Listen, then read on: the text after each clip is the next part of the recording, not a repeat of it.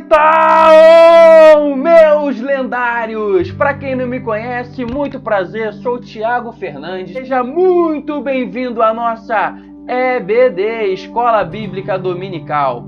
Se você não tem condições, por motivo de força maior, de estar na Escola Bíblica Dominical, esse conteúdo foi preparado com muito carinho, com amor para você. Se você tem condições de estar na escola bíblica, dê preferência para estar nesse momento de comunhão com os irmãos, porque com certeza você vai ser mais edificado estando reunido na igreja, beleza? Esse vídeo ele está dividido em capítulos, então se você quer ir para algum tópico, né, em específico, então é só ver aí na descrição do vídeo aqui no YouTube, você vai ver que ele está dividido em capítulos, então vai te facilitar, né, navegar ao longo do vídeo. Gostaria de te pedir um favor, para que você já deixa seu like aí, curta o vídeo. Se você ainda não se inscreveu, se inscreva no canal, clica no sininho das notificações, porque toda vez que a gente colocar um vídeo novo, né, no nosso canal, você vai ser avisado, então você não vai perder nada do que for postado aqui, beleza? E se você entender que esse conteúdo é relevante, que aqui é realmente ensinado a palavra de Deus, compartilha para que as pessoas possam ter conhecimento do Evangelho e sejam enriquecidos assim como você, beleza? Uma vez dito isto, né, nós vamos estudar a nossa revista Palavra e Vida, revista de jovens e adultos da Convenção Batista Fluminense, ano número 17, número 70, quarto trimestre de 2021.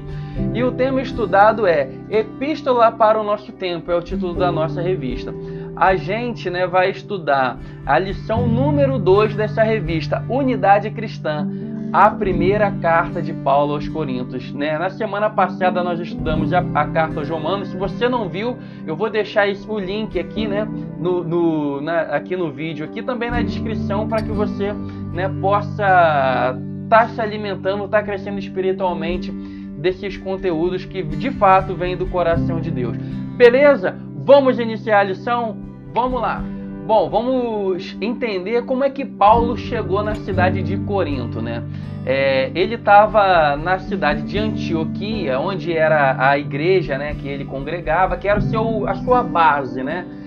Então ele parte na sua segunda viagem missionária, agora não mais junto com Barnabé, eles tinham se desentendido, e Paulo então parte para uma segunda viagem missionária junto com Silas. Mas vale ressaltar uma parada, eles deu numa cidade chamada Listra, onde ele conheceu um jovem chamado Timóteo. E as pessoas falavam muito bem de Timóteo. Paulo decide então levar Timóteo junto consigo, né, na sua viagem. Ele planejava ir para o norte, só que a Bíblia diz no livro de Atos que ele foi impedido pelo Espírito Santo. Então Paulo navega para a cidade de Troade. E chegando em Troade, ele conhece um médico, né? Ele faz amizade com um médico chamado Lucas. E na cidade de Troade, Paulo ele tem um sonho. Aparece um homem, né, falando: Paulo, vem para Macedônia. Então ele entende, né, que ele devia ir para Macedônia e levar o evangelho para a Europa. E Lucas então parte com ele. Eles chegam na cidade de Filipos, que era a principal cidade ali da Macedônia, né? Depois ele passa por Anfípolis, Tessalônica. O pessoal de Tessalônica, os judeus, né, que estavam lá, que Paulo ia nas sinagogas ensinar primeiramente, né? A sinagoga é o lugar onde judeus se reúnem para estudar a palavra. E os judeus de Tessalônica começaram a criar resistência com Paulo. Algumas pessoas creram, mas houve uma perseguição dele. Então Paulo deixou a cidade de Tessalônica e foi para Bereia. Chegando em Bereia, as pessoas, né, a Bíblia diz que as pessoas em Bereia eram mais nobres, que Paulo ia falando para eles, eles conferiam nas escrituras para ver se procedia o que Paulo falava. E com isso eles criam, porque o que Paulo pregava era o que estava nas escrituras, no Antigo Testamento, né, na lei e nos profetas. Então as pessoas criam. Então estava indo tudo muito bem. Até que as pessoas de Tessalônica, que foi a cidade anterior que ele tinha passado, ouviram falar que Paulo estava levando o evangelho lá em Bereia, foi para Bereia promover tumulto. Então promoveram um alvoroço danado, queriam matar Paulo, de modo que Paulo tem que sair fugido de Bereia e ele vai para Atenas, né? Paulo ele vai para a cidade de Atenas, só que lá em Bereia fica Timóteo e Silas, ele vai sozinho e ele pede para chamarem, né, Silas e Timóteo, seus companheiros. Chegando em Atenas, Paulo ele planeja ir para Corinto, porque Corinto ela era uma cidade estratégica. Então, por que Corinto ela era uma cidade estratégica? Para Paulo poder anunciar o evangelho lá. Vocês vão entender pelo seguinte motivo. Observe esse mapa aqui. Então tá um mapa aqui ampliado, né, do mundo na ocasião, né, da parte importante do mundo. Onde na esquerda aqui a gente vê a Espanha, Roma, que era a capital da Itália. A Itália é aqui no formato de uma bota, né? Roma, que era a capital do mundo, a capital do império, ficava mais ou menos no meio. Israel está aqui na parte inferior direita do seu vídeo. E Corinto está aqui no meio, está bem aqui esse pontinho vermelho aqui sinalizado na região da Grécia, né? Então, beleza. Antigamente, para poder se locomover, a forma mais rápida era através de navegações. E a gente vê o mar, né? O mar Mediterrâneo aqui, para você fazer umas navegações, né, no mar aberto, não existia tanta tecnologia e era muito comum se perder embarcações, os produtos, as coisas que eram transportadas se perdiam, pessoas morriam. Era comum ter naufrágios devido existia muitas pedras no meio do caminho, tinha tempestades, intempéries, enfim, então era um problema que tinha. Só que um dos imperadores, né, a gente ampliando um pouco aqui o mapa, na região da Caia, né, onde ficava a cidade de Corinto, observa o seguinte: existe meio que um mar, né, mais estreito, né, que fica no meio de duas porções de terra. E existe uma partezinha, né, chamado Istmo, Istmo de Peloponeso. Ter língua presa é fogo, é difícil falar essas palavras. Então o Istmo é um pedacinho de terra que liga, né, uma faixa de terra que liga dois continentes, duas porções grandes de terra. Então um dos imperadores eles pensou o seguinte: pô, tá complicado, né, passar no mar aberto ali, então a gente tem que ter uma forma mais segura de fazer essas navegações, né, de fazer esse transporte. Então ele pensou o seguinte: bom, se a gente navegar aqui internamente, né, eu vou passar por esse mar, só que o problema é essa parte de terra aqui no meio. Então o que ele fez? Ele criou um porto na cidade de Corinto de um lado e um porto do outro, o porto de Lecaion e o porto de Sencreia. Quando a cidade chegasse numa extremidade de um dos portos, através de escravos e animais, usando o sistema de toras, eles colocavam toras, né? E puxavam os barcos, e os barcos iam rolando por cima das toras. Então, né, como diz que pimenta dos olhos dos outros é refresco, né, os escravos puxavam essas embarcações. Com isso, economizava-se tempo de viagem, né, em vez de dar a volta em todo o continente. E eles também não podiam se afastar muito dos continentes, por conta do perigo, para não ficarem à deriva no mar, né? Mas então gerou economia, né, de tempo, de produtos, as coisas, era menos alimentos que se consumia durante a viagem, era o tempo, encurtou, ou seja, melhorou. Então, só que as pessoas, embarcações para fazerem esse transporte, né, passar por esse atalho, né, Corinto, então era um atalho do mundo.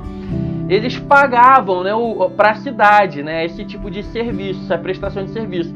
Com isso, a cidade de Corinto foi se tornando uma cidade muito rica.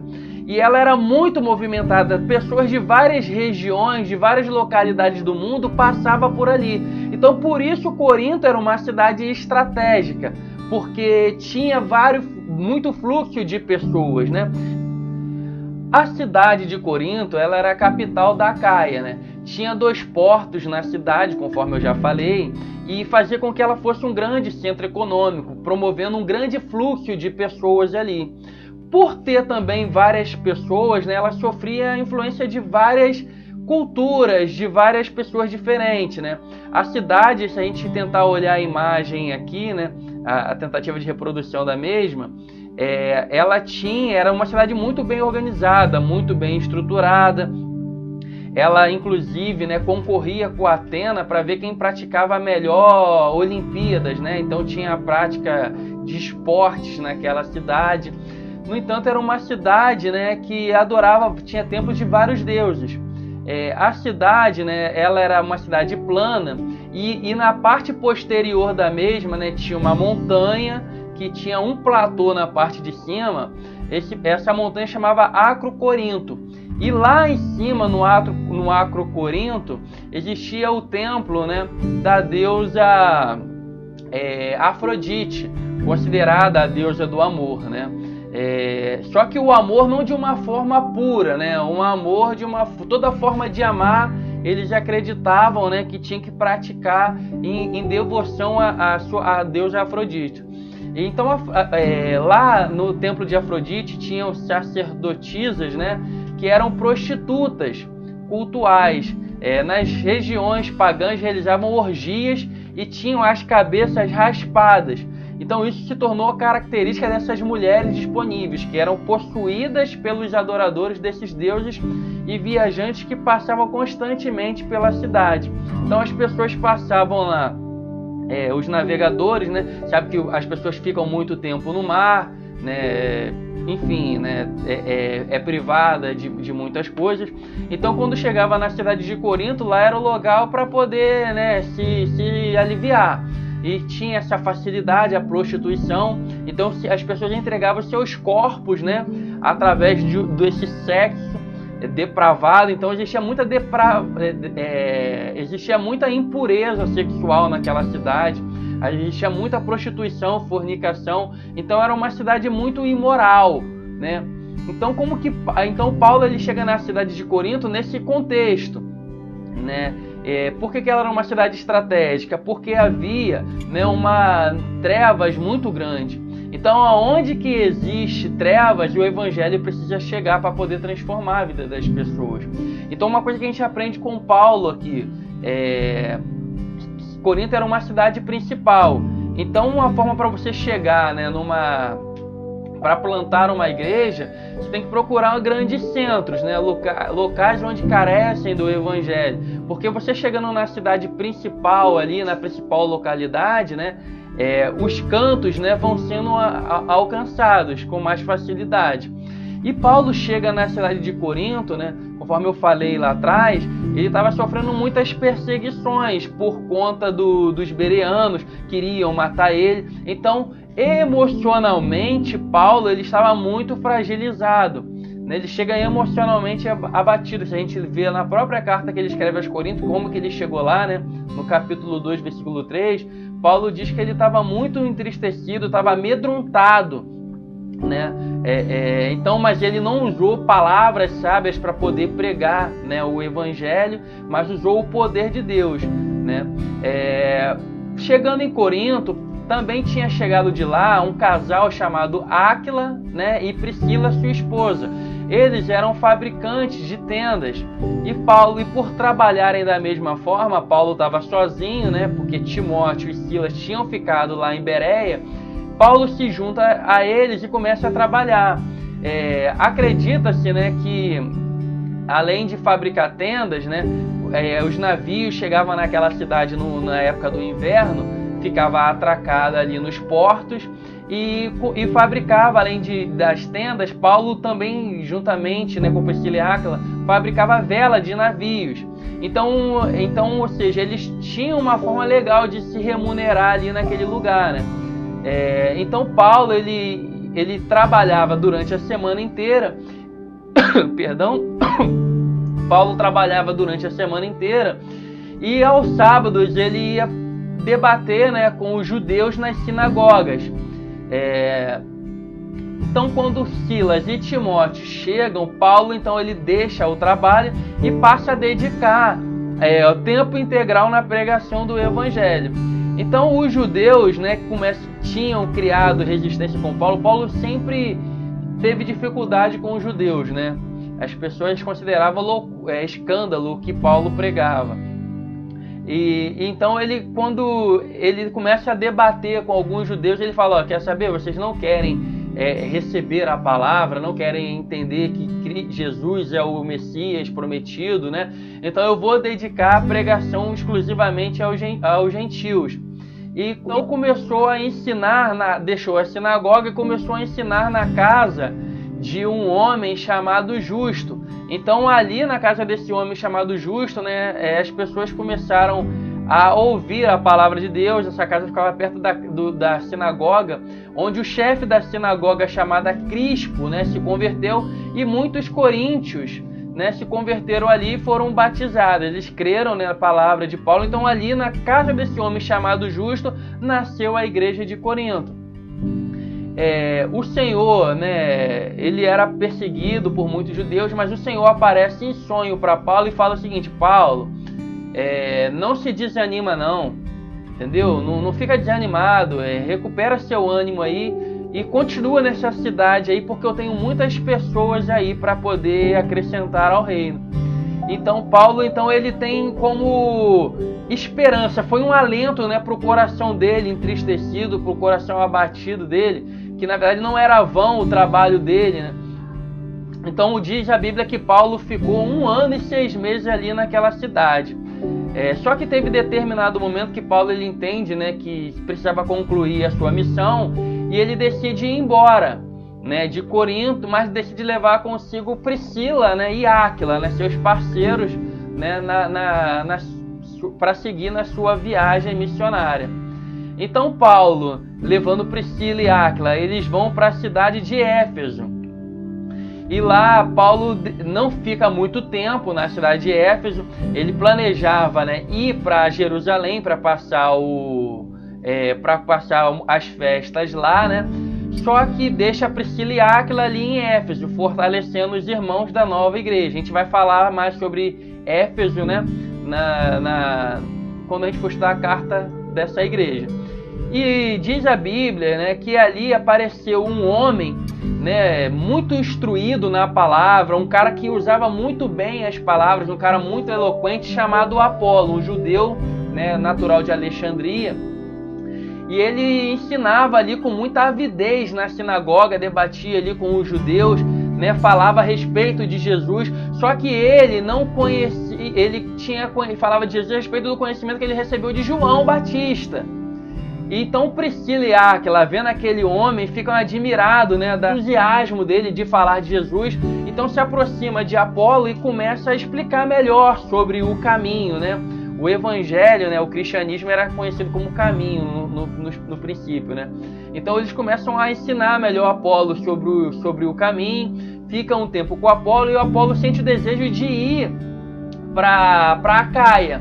Então Priscila e Áquila, né, que participaram da fundação da igreja lá de Corinto, né, escreve uma carta recomendando que recebam bem Apolo. Então Apolo, né, vai para a igreja de Corinto e passa um tempo lá ensinando. Então o primeiro mestre, né, que fundou, né, a igreja de Corinto foi Paulo, e depois, né, Apolo, né, um cara muito instruído na palavra, ele passou um tempo lá ensinando a palavra de Deus, fortalecendo os crentes de Corinto. Bom, e o tempo passou, Paulo já não estava na sua terceira viagem missionária, aproximadamente, né, no ano 52 a 55 depois de Cristo, né, Paulo estava na sua terceira viagem missionária na cidade de Éfeso, né, onde ele tinha passado, né, por pouco tempo. Paulo então ficou 3 anos na cidade de Éfeso, por isso então ele recebe então lá uma carta, né, de algumas pessoas de Corinto, da família de Cloé. E essas pessoas da família de Cloé escrevem para Paulo dizendo que na igreja de Corinto estava acontecendo coisas que não eram muito boas, né, coisas que estavam indo contra o evangelho, né, o evangelho que Paulo ensinou para eles. E Paulo então decide, baseado em tudo que ele recebeu de informações da carta enviada pelos da família de Cloé, ele começa a ditar, e o irmão chamado Sóstenes junto com ele, né, provavelmente escrevendo a carta. Paulo então começa a escrever a carta à igreja dos Coríntios e pede para que Timóteo, né, o seu filho na fé, o seu parceiro que também participou daquele momento lá da fundação da igreja de Corinto, pede para que Timóteo leve a carta a essa igreja.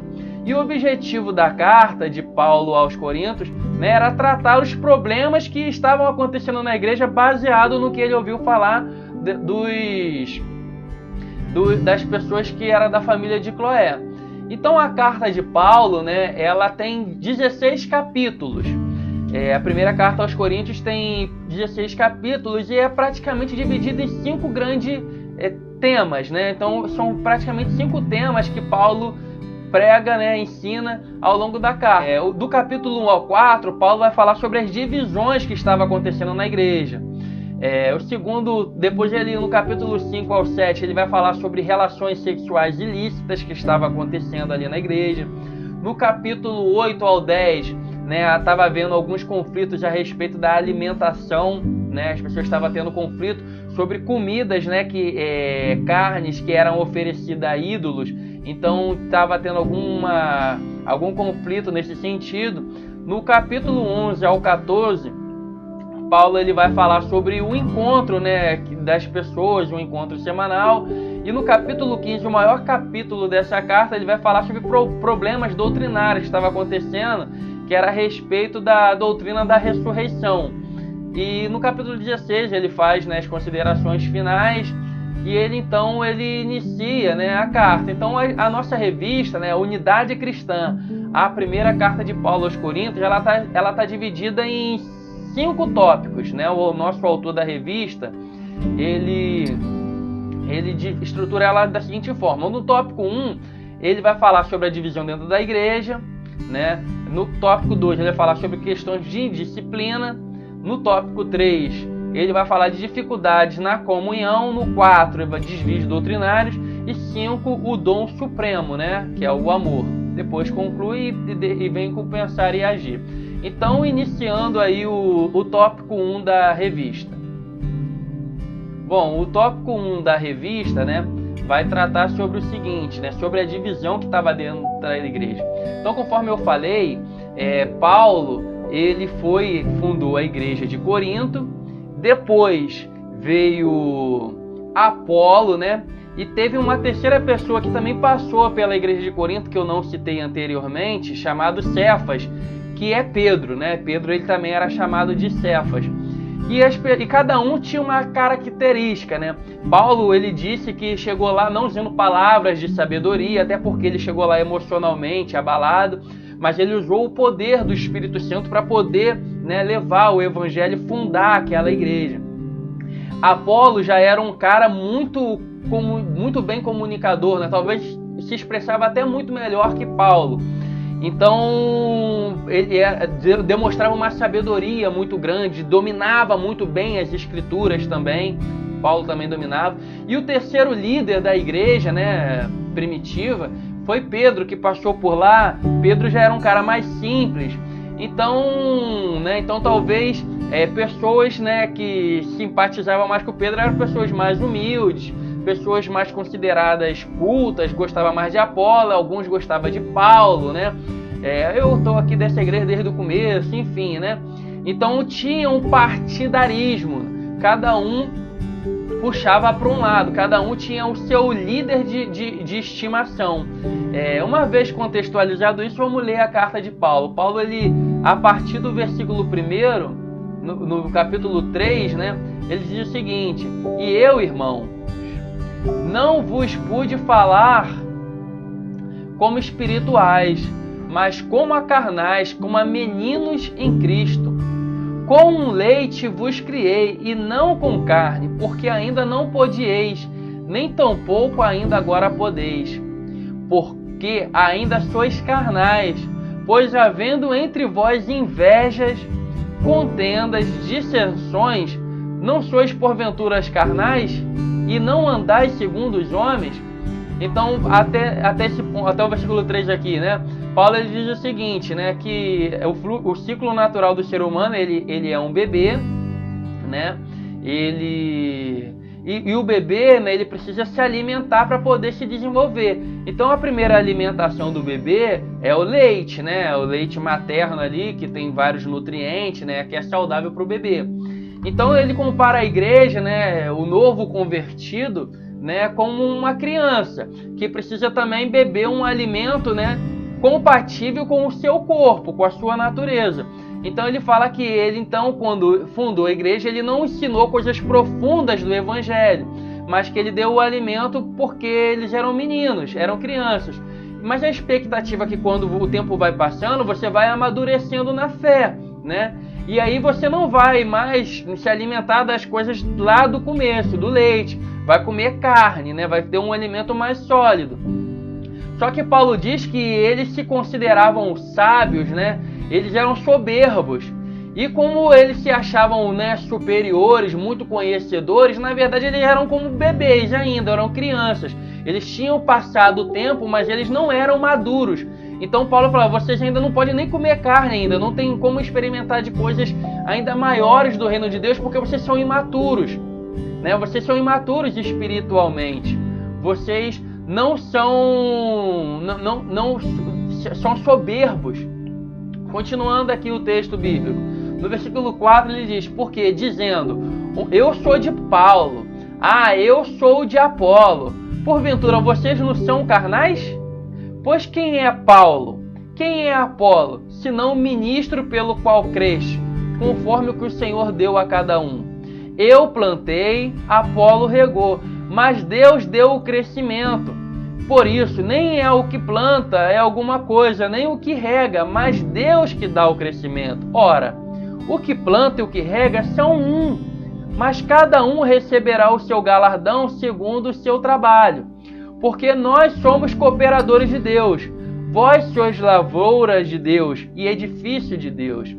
Então Paulo ele diz aí, né, que ele plantou a igreja, ele levou a palavra, né, que entregou a semente que é Cristo, né? E Apolo veio depois, a semente, né, que ele pregou, que é o evangelho, o Apolo regou ali. Mas quem dá crescimento à igreja é Cristo, é Deus. E eles são apenas ministros da palavra de Deus, né? Continuando o texto bíblico no versículo 10, ele vai dizer o seguinte: segundo a graça de Deus que me foi dada, pus eu como sábio arquiteto o fundamento e outro edifica sobre ele, mas veja cada um como edifica sobre ele. Porque ninguém pôde pôr outro fundamento além do que já está posto, o qual é Jesus Cristo. E se alguém sobre este fundamento formar um edifício de ouro, prata, pedras preciosas, madeira, feno, palha, a obra de cada um se manifestará na verdade. O dia a declarará, porque pelo fogo será descoberta, e fogo provará qual será a obra de cada um. Se a obra que alguém edificou nessa parte permanecer, receberá galardão.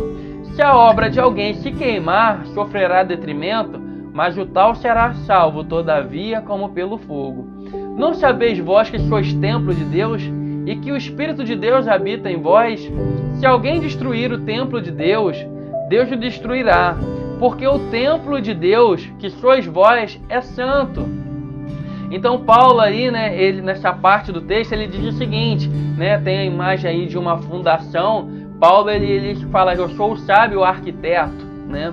Ele plantou, né, colocou a fundação, a base, e essa fundação, né, dessa construção é Cristo. E essa base ela nunca muda, não pode mudar, ela é inabalável. No entanto, cada um pode construir, né, em cima dessa fundação, através de Cristo, vai levar o evangelho. Cada um tem uma forma de pregar as escrituras. Paulo ele falou que não usou muita sabedoria, mas Apolo já era um cara que usava muito conhecimento, né, usava muitas palavras sábias. Pedro já era um cara mais simples, né, mais de uma linguagem mais do povo. Então cada um tem uma forma, né? E nos nossos dias também existem várias igrejas, várias denominações, vários líderes, cada um tem uma forma de expor a sua palavra, mas cada um vai ser julgado conforme a sua obra, né? Cada um vai ser julgado conforme a obra que foi feita. E Paulo diz que depois pelo fogo, né? O fogo vai testar se teve casas que foi construída com prata, ouro, pena, pedras preciosas, enfim, o fogo vai testar qual realmente era a verdadeira obra. Para poder ilustrar esse entendimento, eu lembrei da história dos 3 porquinhos, né? Eram 3 porquinhos, cada um fez uma cama. Eu vou deixar outra pessoa para contar essa história aí. Quem vai contar essa história vai ser ela, a Linda, a minha filha. Chega aí, Pérola, vem cá, conta a história aqui dos 3 porquinhos pro pessoal aqui. Oi, gente, o meu nome é Pérola. Hoje eu vou contar a história dos 3 porquinhos. O primeiro era preguiçoso, construiu uma casa de palha. O segundo construiu uma casa de madeira. E o terceiro construiu uma casa de tijolo. Daí o lobo veio e atoprou e caiu. E o segundo caiu. O lobo veio e atoprou a casa de tijolo e não caiu. E ele ganhou um prêmio. E essa foi a história dos 3 porquinhos. Deixa o seu like, se inscreva no canal e ative o sininho. Então, conforme bem dito aí pela Linda, né, a Pérola, a minha filha, então, os 3 porquinhos, eu lembrei da história dos 3 porquinhos. Isso que Paulo está ensinando. Cada um vai ser julgado pela obra. Então cada um tem uma forma de anunciar o evangelho, cada um tem um dom pelo qual foi chamado, né? Então, só que tem pessoas que se dedicam, tem pessoas que fazem de qualquer maneira, e tem pessoas que se empenham, que dão a vida, né, pela pregação do evangelho, se doam pelos irmãos. Mas tem pessoas que só querem extorquir, que são negligentes. Tem pessoas que querem se alimentar do rebanho. Então cada um será julgado segundo a sua obra, né? Cada um receberá o seu galardão. Bom, vencemos o primeiro tópico, agora vamos iniciar o segundo tópico da revista. Questões de indisciplina. O que estava acontecendo lá? Lá em Corinto, né, dentro da igreja, tinha uma pessoa que estava tendo relação sexual com a sua madrasta, ou seja, tinha um camarada que estava se envolvendo com a esposa do seu pai. E Paulo ficou, quando ele leu essa questão lá na carta que Cloé escreveu, ele trata esse problema também. Então no capítulo 5, né, do 1 ao 13, vamos ler o que Paulo diz. Geralmente se ouve que há entre vós fornicação, e fornicação tal que nem ainda há entre os gentios se nomeia, como é haver quem possua a mulher de seu pai. Estais ensoberbecidos, e nem ao menos vos entristeceste, por não ter sido dentre vós tirado quem cometeu tal ação. Eu, na verdade, ainda que ausente no corpo, mas presente no espírito, já determinei, como se estivesse presente, o que tal ato praticou. Em nome do Senhor Jesus Cristo, juntos vós e o meu espírito, pelo poder de nosso Senhor Jesus Cristo, seja este tal entregue a Satanás para a destruição da carne, para que o espírito seja salvo no dia do Senhor. Não é boa a vossa arrogância. Não sabeis que um pouco de fermento faz levedar toda a massa? Alimpai-vos, pois, do fermento velho, para que sejais uma nova massa, assim como estáis sem fermento, porque Cristo, nossa Páscoa, foi sacrificado por nós. Então, né, a gente vê nesse primeiro versículo, né, a imoralidade sexual que estava vendo dentro da igreja, que um cara estava possuindo a mulher do seu pai. Mas Paulo, ele se irrita com a igreja porque a igreja não tomou uma postura diante disso. Todo mundo sabia, as pessoas comentavam, tinha os burburinhos, as fofoquinhas, né, por trás dos panos, mas ninguém tomou postura para disciplinar, né, para poder agir aquela questão que ele fala, pô, mas nem no meio dos gentios se nomeia algo que está acontecendo aí, dentro da igreja, né, uma pessoa está tendo relação com a madrasta e vocês, pior ainda, vocês não tomam uma postura diante disso. E ele diz, né, ele usa a expressão, seja esse tal entregue a Satanás para a destruição da carne, no versículo 5, para que o espírito seja salvo no dia do Senhor. Ou seja, é um texto meio que parece polêmico, né? Ele fala, seja entregue, o que ele está falando é para que afastar esse cara do corpo, né? Para afastar esse camarada da igreja, mas não como ato de abandonar, mas como ele usa a expressão, para que esse seja salvo, né, no dia do Senhor. Ou seja, é como um ato de amor, para disciplinar. Então, muitas vezes, quando nós vivemos em pecado, né, os nossos líderes, eles, como demonstração de amor a nós, eles devem nos disciplinar, nos afastar das nossas atribuições no corpo, na igreja, né? Para que nós venhamos sentir falta, né? Sentir dor daquilo, né? Possamos refletir sobre aquilo que nós fizemos e venhamos a nos arrepender e possamos ser salvos no dia do Senhor. Mas a postura que a igreja estava tendo de fechar os olhos para os problemas não estava amando aquela pessoa, né? Então tem que disciplinar. Então muitas vezes a forma mais eficiente de você corrigir um problema é você encarar ele de frente, né? Usar a vara da disciplina e não fechar os olhos para o problema.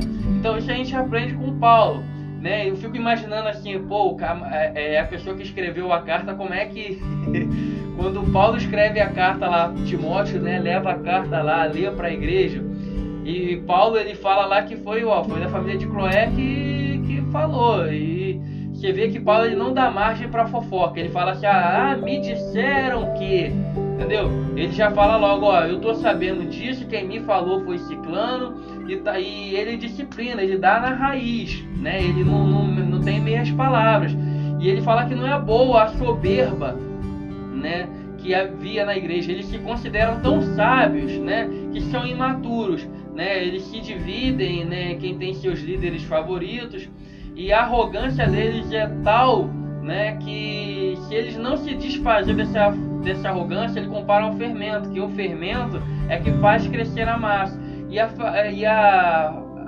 o fermento deles era a arrogância. A arrogância deles era tão grande que ia crescer e ia destruir a igreja.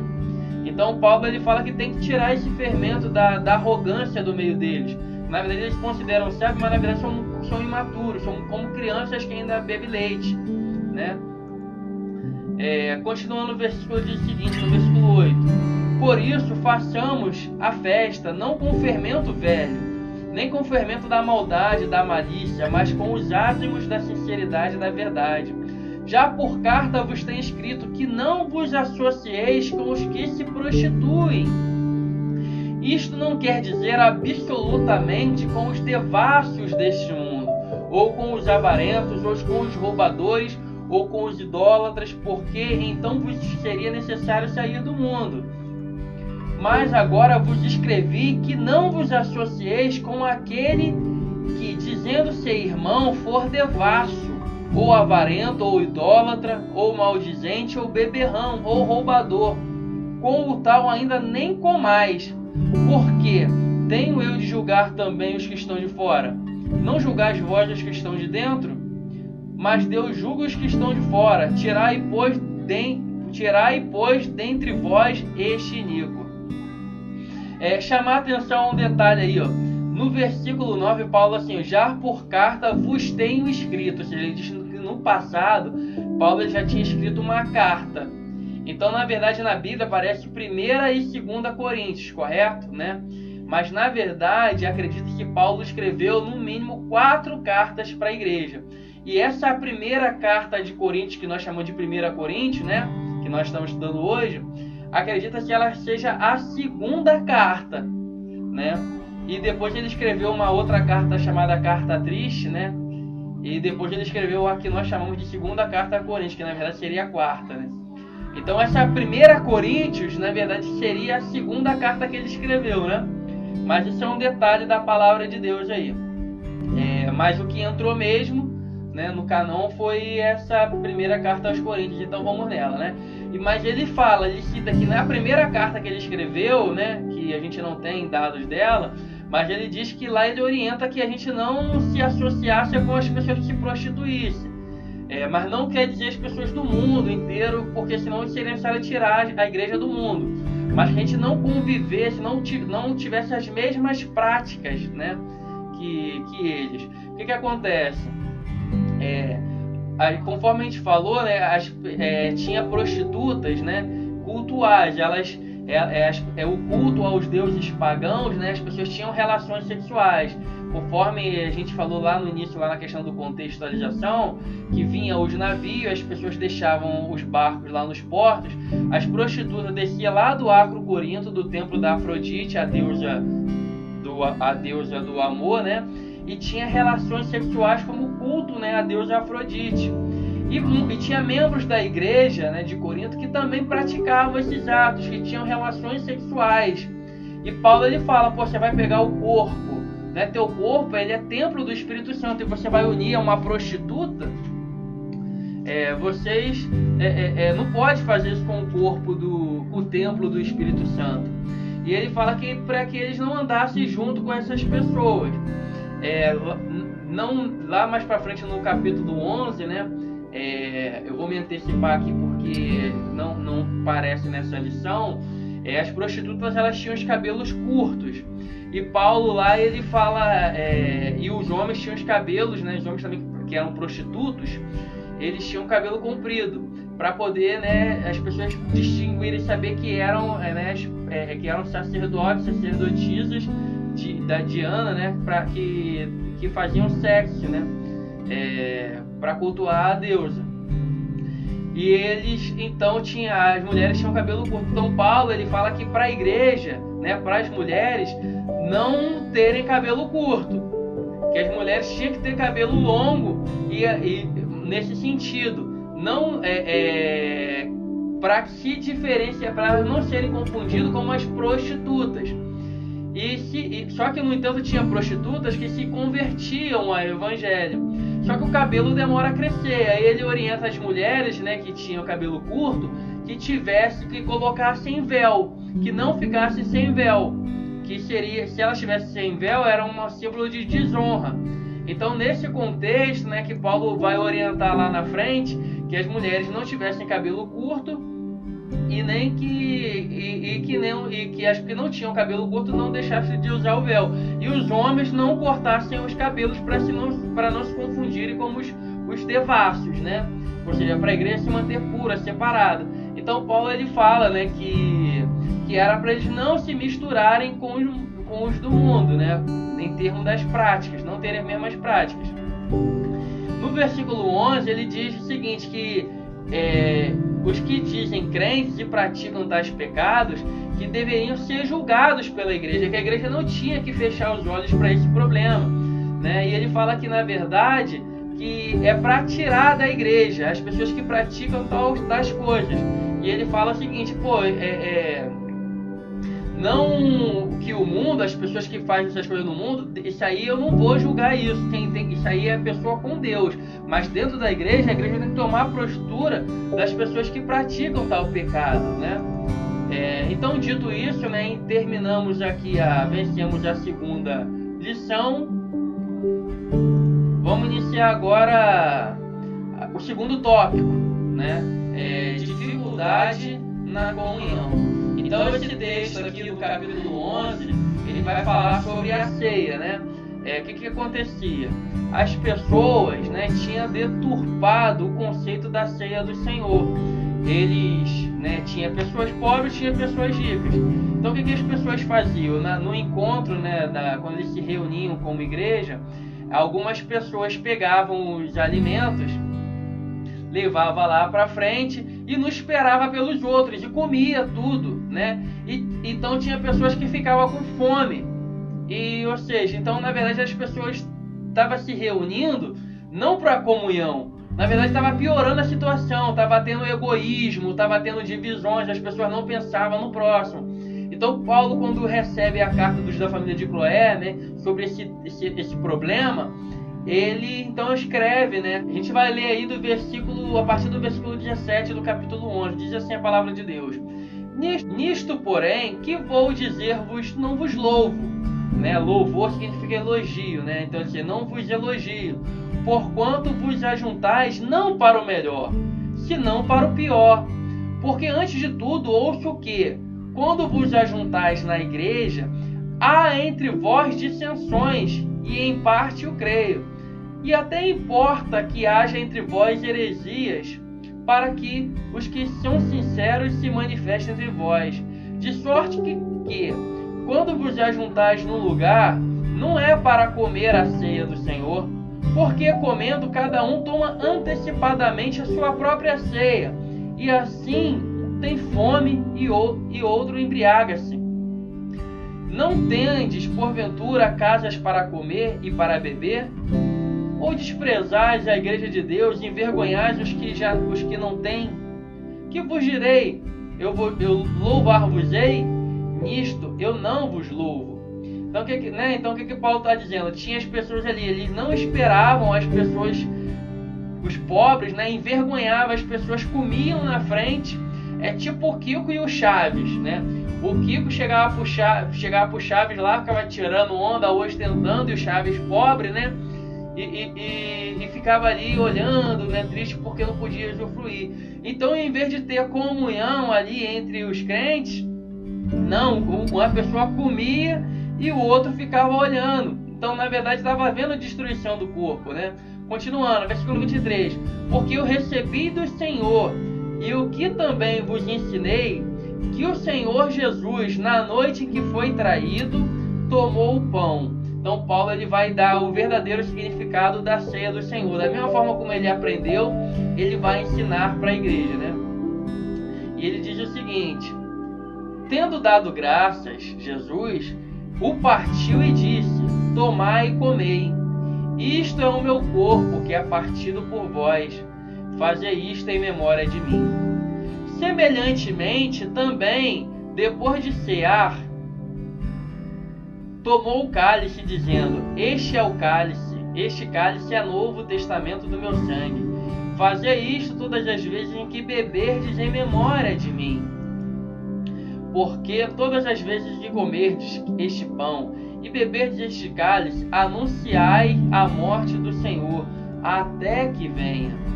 Então, Paulo ele fala o seguinte, que quando a gente tiver a tomar a ceia, a gente deve ir em conjunto, em comunhão, né? Todos no mesmo sentimento. A gente tem que entender que o pão representa o corpo de Cristo, e o vinho, né? A gente toma o suco de uva, representa o sangue dele que foi derramado. Então, quando a gente estiver participando da ceia do Senhor, a gente precisa ter isso em mente, né? Que Cristo padeceu pelos nossos pecados, né? Que nós somos participantes desse corpo. É para lembrar disso toda vez.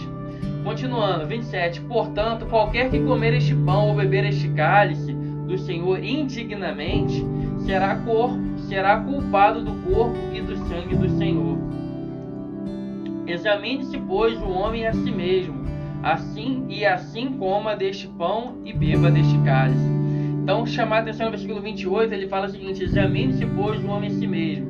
Então, ali é um momento teu e Deus, né?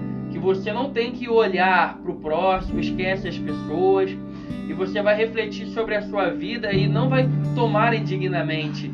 Indignamente é você não ter consciência que Jesus morreu por você, que aquilo ali representa o corpo e o sangue dele que foi derramado por você, né? Continuando, 29. Porque o que come e bebe indignamente, come e bebe para sua própria condenação, não discernindo o corpo do Senhor. Por causa disto, há entre vós muitos fracos e doentes e muitos que dormem. Então, ou seja, o momento da ceia é um momento de comunhão.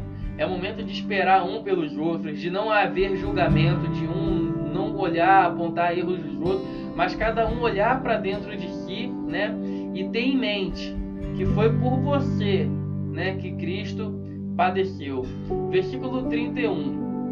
Porque se nós julgássemos a nós mesmos, não seríamos julgados. Mas quando somos julgados, somos repreendidos pelo Senhor, para não sermos condenados com o mundo. Portanto, meus irmãos, quando vos ajuntais para comer, esperai uns pelos outros. Mas se tiver fome, coma em casa, para que não vos ajunteis para a condenação. Quanto às demais coisas, ordená-la-ás ei quando for. Difícil, hein? Ou seja, as demais coisas Paulo falou que ia ordenar quando ele fosse ter com eles, porque Paulo estava em Éfeso, e antes de que ele fosse para Corinto, né, ele escreve a carta e falou assim, eu vou ter que dar uma passeada em Corinto. Ele até cita na carta, né, que ele primeiro ia passear na Macedônia, mas que ele ia para Corinto. Ele fala, vocês querem que, mas vocês se acertarem, vocês querem que eu chegue em vocês como? Que eu chegue com mansidão ou quer que eu chegue com sarrafo, com cajado, né? E assim a gente então encerra, né, esse terceiro tópico. Bom, vamos iniciar agora aí o quarto tópico, desvios doutrinários. Tava havendo um problema lá na igreja, né, a respeito de que estava tendo desvio da doutrina da ressurreição. E Paulo, ele, né, é um problema até bem sério. E Paulo dedica o capítulo 15, né, da carta aos Coríntios para falar sobre a doutrina da ressurreição e combater, né, o que estava sendo ensinado. Então, no versículo 12, ele diz o seguinte: ora, se prega que Cristo ressuscitou dentre os mortos, como dizem alguns de vós que não há ressurreição de mortos? Então, alguns estavam dizendo o seguinte: não tem ressurreição de mortos, coisa nenhuma, isso daí é balela, isso é conversa fiada. Então, Paulo, ele combate isso, né? E ele, né, nos versículos anteriores aí, do 1 ao 11, ele fala que, Cristo, ele ressuscitou. E na verdade, muitas pessoas, inclusive, né, ele fala que, primeiramente, Pedro, né, viu Jesus, depois os 12, aí depois ele se apresentou para cerca de 500 pessoas, depois aos 12, né, novamente, aos discípulos, né, e apareceu a Tiago, e por último apareceu para ele. Então, Cristo, ele foi visto, né, ressurreto por muitas pessoas. Então, como que dizem que não tem ressurreição, né? Porque, na verdade, muitas das pessoas, cerca de 500 pessoas, alguns já dormem, né? Mas a maioria ainda estava vivo na época e podia confirmar que viram Jesus ressuscitado, né? E no versículo 12, ele diz, como que vocês estão dizendo que não tem ressurreição? No 13 ele diz, se não há ressurreição de mortos, também Cristo não ressuscitou. E se Cristo não ressuscitou, logo é vã a nossa pregação, e também é vã a vossa fé. E assim somos também considerados como falsas testemunhas de Deus, pois testificamos de Deus que ressuscitou a Cristo, ao qual, porém, não ressuscitou, se na verdade os mortos não ressuscitam. Porque se os mortos não ressuscitam, também Cristo não ressuscitou. E se não ressuscitou, é vã a vossa fé, e ainda permanecei nos vossos pecados. E também os que dormiram em Cristo estão perdidos. Se esperamos em Cristo só nessa vida, somos os mais miseráveis de todos os homens. Mas de fato, Cristo ressuscitou dentre os mortos e foi feito a primícia dos que dormem. Então Paulo, ele diz, se Cristo Cristo ressuscitou, logo a gente tem o porquê da gente pregar, e pessoas que dormem, né, que morreram esperando essa promessa, né, elas seriam em vão se não tivesse ressurreição, se todo o sacrifício que a gente tem, toda a perseguição, tudo que a gente, né, a fé dos cristãos é em vão. E as pessoas que dormem esperando, eles estão perdidos. Nós seríamos miseráveis homens, né? No versículo 50 ele diz: agora digo isto, irmãos, que a carne e o sangue não pode herdar o reino de Deus, nem a corrupção herdar a incorrupção. Uma vez que Paulo ele crava assim, não, há ressurreição sim. Cristo ressuscitou e ele ressuscitou para que nós possamos ressuscitar também. E ele começa a explicar quando vai ser esse momento da ressurreição, quando vai ser e como será. Então, capítulo 5, versículo 50, ele diz, 51, eis que vos digo um mistério. Na verdade, nem todos dormiremos, mas todos seremos transformados. No momento, num abrir e fechar de olhos, ante a última trombeta, porque a trombeta soará e os mortos ressuscitarão incorruptíveis e nós seremos transformados. Porque convém que isto que é corruptível se revista de incorruptibilidade, e isto que é mortal se revista da imortalidade. E quando isto que é corruptível se revestir da incorruptibilidade, isto que é mortal se revestir da imortalidade, então cumprir-se-á a palavra que está escrita: tragada foi a morte na vitória. Onde está a morte, teu aguilhão? Onde está, ó inferno, a tua vitória? Ora, o aguilhão da morte é o pecado, e a força do pecado é a lei. Mas graças a Deus que nos dá a vitória por nosso Senhor Jesus Cristo. Então, Paulo ele diz que, na verdade, muitos cristãos que decidiram não negar a Cristo, houve um momento de perseguição do evangelho da igreja primitiva, onde eles eram jogados na arena de leões, onde divertiam as pessoas, Era um grande lazer ver cristãos sendo mortos. Eles poderiam se safar, se eles falassem, se negassem a Cristo. Mas muitos preferiram entregar a sua vida, morrer em prol do Evangelho, porque eles criam que, na verdade, eles tinham uma esperança maior, que um dia seriam ressuscitados e que o corpo deles seriam transformados. Então preferiram dar a sua vida terrena para poder morrer por Cristo, porque esperava algo melhor. Vários mártires, pessoas foram apedrejadas. Pedro, segundo a tradição, foi crucificado de cabeça para baixo. Paulo, o próprio Paulo, a tradição considera que ele foi decapitado. Então muitas pessoas decidiram morrer em Cristo, Muitas pessoas no nosso tempo também que viveram a vida, que dedicaram a vida ao Evangelho.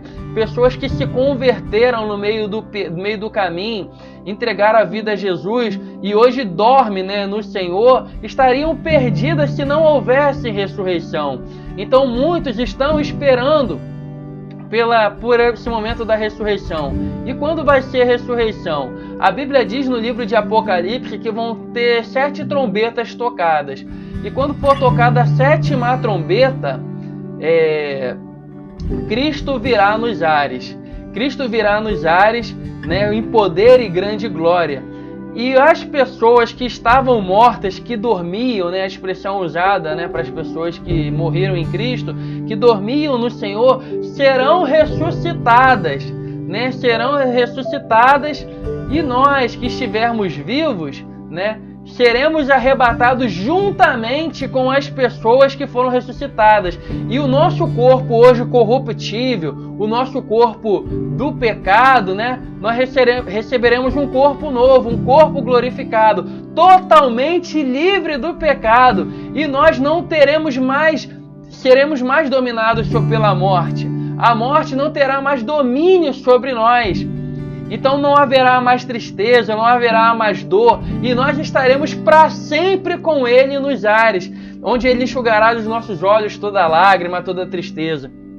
E Ele diz que não é vã o vosso trabalho no Senhor. Então todo sacrifício, toda perseguição em nome do Evangelho, em nome de Cristo, a nossa vida cristã não é vã, porque Cristo um dia, quando Ele voltar, Ele nos buscará. Quem morreu esperando pelo Senhor será ressuscitado e juntos estaremos para sempre com Ele, com um corpo incorruptível, um corpo que não recebe mais a morte, um corpo que não recebe mais doença, tristeza, dor. Então vale a pena permanecer firme em Cristo. Então vale a pena não se afastar dos caminhos do Senhor, porque um dia estaremos para sempre com Ele nos ares. Amém? Sendo assim, encerramos o quarto tópico da lição. Bom, o autor ele deixou aí o capítulo 3, né, por último, falar sobre o dom supremo. Dom supremo porque ele vem de um contexto de estar falando de dons, né, dons espirituais no capítulo 12. Que a igreja de Corinto era uma igreja que tinha muitos dons derramados no meio da igreja.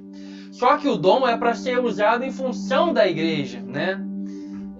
Embora a gente não abordou, né, sobre o dons nesses estudos, mas ele fala sobre o dom supremo que é amar, porque ele deixou por último justamente por esse sentido, de todos os problemas que havia na igreja, as dissensões, todo tipo de problema que existia poderia se resolver através do amor.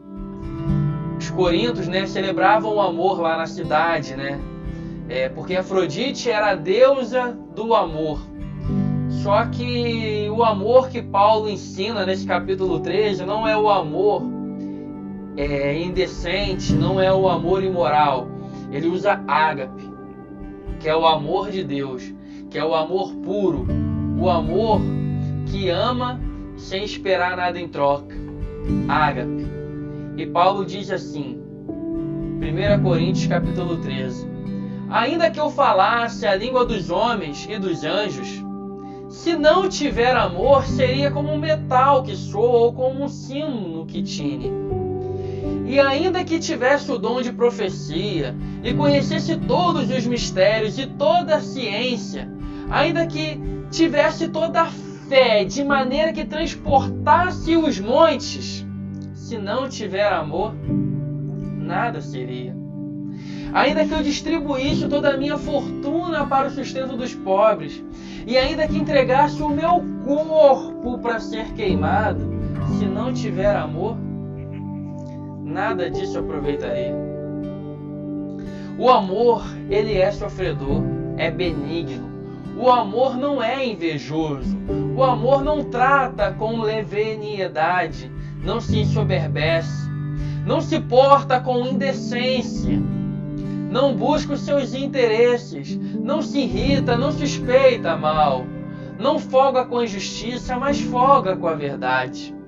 Tudo sofre, tudo crê, tudo espera, tudo suporta. O amor nunca falha. Mas havendo profecias serão aniquiladas, havendo línguas cessarão, havendo ciências desaparecerá. Porque em parte conhecemos e em parte profetizamos. Mas quando vier o que é perfeito, e então o que o é, em parte será aniquilado. Quando eu era menino, eu falava como menino, sentia como menino, discorria como menino, mas logo cheguei a ser homem e acabei com as coisas de menino. Porque agora vemos por espelho em enigma, mas então veremos face a face. Agora conheço em parte, mas então conhecerei como também sou conhecido. Agora, pois, permanecem a fé, a esperança e o amor. Esses três, o maior é o amor. E assim a gente encerra esse terceiro tópico. Vamos concluir. Vimos neste estudo que, embora não seja perfeita neste mundo, a igreja precisa caminhar nesse sentido. Ou seja, a igreja precisa, embora a igreja não é perfeita, porque é feita de pessoas que são imperfeitas, né? Pessoas que erram. Mas a igreja, as pessoas, os seus membros precisam caminhar no sentido de buscar a perfeição. Pois perfeita será somente nos céus. Qualquer rebeldia, presunção, divisões e falta de amor precisam ser combatidos dentro da igreja. Outros temas também não foram tratados aqui nesta lição, como por exemplo casamento e divórcio, alimentos oferecidos a ídolos, dons espirituais, coletas de ofertas. Mas o importante é aprender que problemas existem quando estamos juntos, seja na família ou na igreja, e é crucial saber resolvê-los para o bem de todos, em nome do Senhor. Então, para você pensar e agir, primeiro, avalie o seu coração se há algum conflito que traz divisão à sua igreja. Como você tem lidado com esse mal? Se alguém que comete deslizes imorais e precisa ser corrigido, siga as instruções de Jesus em Mateus capítulo 18, versículo do 15 a 17. Dá uma lidinha lá. 2. A soberba procede à destruição. Isso está em Provérbios 16, 18. Mesmo sabendo disso, muitos cristãos ainda sofrem deste mal. Como é possível superar esse mal e viver dentro da vontade de Deus, abençoando a igreja? Abandone a soberba. 3. A ressurreição de Cristo é o ponto fundante da fé cristã. Pare e pense nas consequências negativas relatadas por Paulo e veja se há, porventura, dúvidas sobre ela. Vivemos sempre expressando o amor de Deus revelado por Cristo em sua morte. Esse amor deve balizar todas as nossas ações, seja fora ou dentro da igreja. Você que me acompanhou até aqui, queria te pedir um favor. Deixa o teu like, se inscreva no canal se ainda não se inscreveu, clica no sininho das notificações, e se você achou esse conteúdo relevante, que pode abençoar o teu irmão, compartilhe esse vídeo. E a próxima lição, vamos falar sobre a segunda carta de Paulo aos Coríntios, a lição número 3, o Ministério da Reconciliação, segunda carta aos Coríntios. Então, muito obrigado você que ficou comigo até aqui. Quero te agradecer do fundo do coração. Espero que Deus te abençoe. Fique com a força do L. Fique na paz.